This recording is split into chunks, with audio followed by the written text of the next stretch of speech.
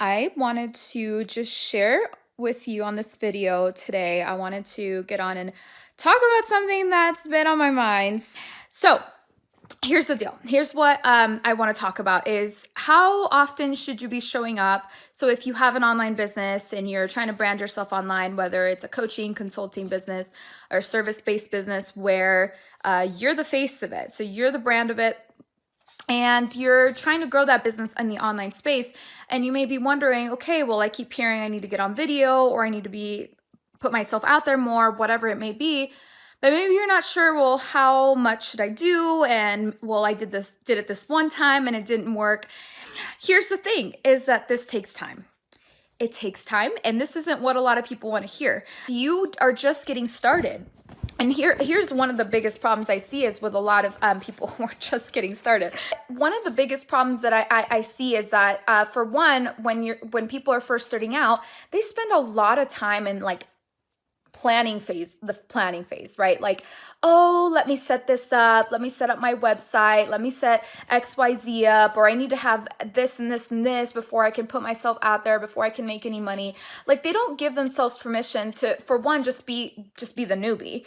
Everybody has to start somewhere. But two, they think that they have to, it's like these made up rules. Because I'm sorry, there is no rule book that says you can't go on a Facebook Live and talk about how you can help people if you don't have a website first. Like, there's no rule about that. And you don't need any of that stuff. You don't need any of that stuff. And if you have just been kind of in paralysis, wondering, well, what do I do next? Or what do I do? Or maybe you did go do the Facebook Live and then you're like, well, nothing happened.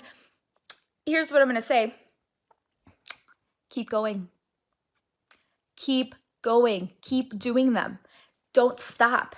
Don't stop. Don't give up. Don't get frustrated because you did 1 or even 5 or even 10 that got nothing. That's okay. Everybody starts somewhere, and every person at the beginning usually has hardly any viewers, or maybe just a few here and there. Like, that is okay. Don't get caught up in those what we call vanity metrics, because those are vanity metrics. What really counts is what's in the bank account. What's in the bank account.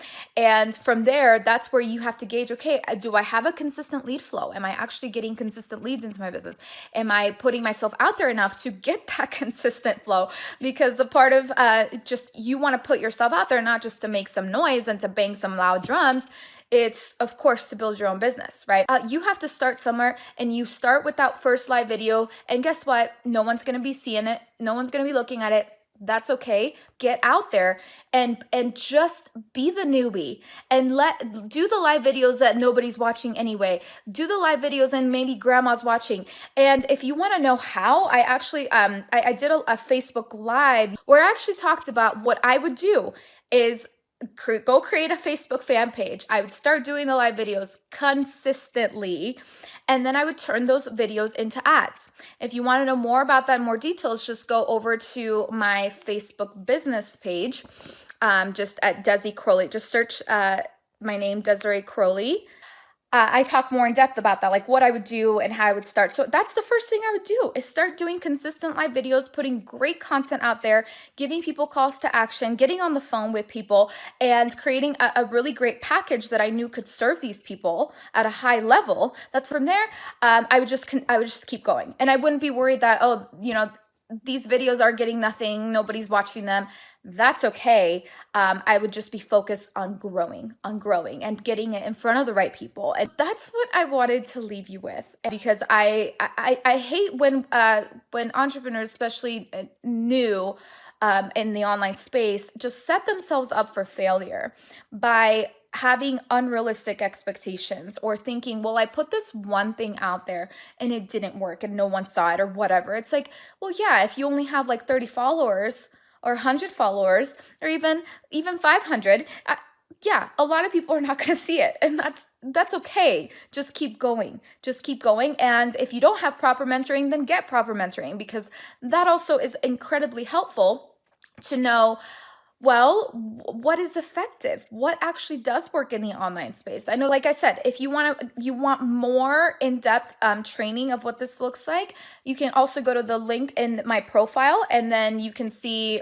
For one, you can go to my Facebook page that and then also I have another training. I have several free trainings that you can enjoy, and several tools that will help you. And also, I have my Facebook Live video script that I created. It's like a blueprint that shows you a really good structure. It's by no means like set in stone, like this is, if you don't do it this way, you're going to fail. But it's a really, if you don't know how to structure your live videos, it's a really good starting point. And also making sure that your live videos are something that is actually going to work to get you more sales into your business. But like I said, I hope this has been helpful, and I will catch y'all later. Bye.